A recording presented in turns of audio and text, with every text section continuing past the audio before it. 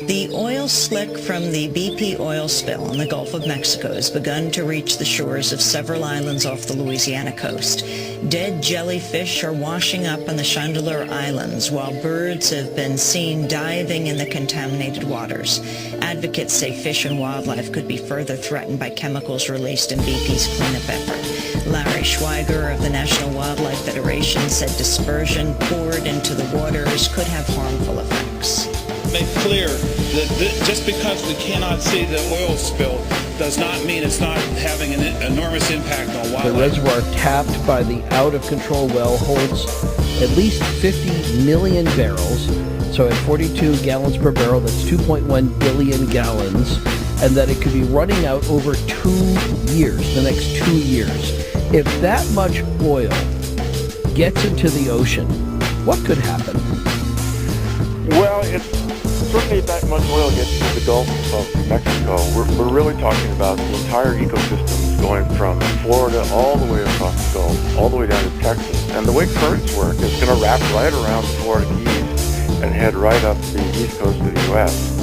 So nearshore ecosystems are just wiped out. There's no ifs, ands, or buts. There's just that much oil settles down on the marine invertebrates and the seaweeds and all the fish, and it doesn't kill the fish, but it kills their young. I mean, it really gets them their eggs, and it gets them plankton especially. And that's what's the biggest scary thing. Oil float, plankton is really the basic food chain of all the oceans, and it floats too.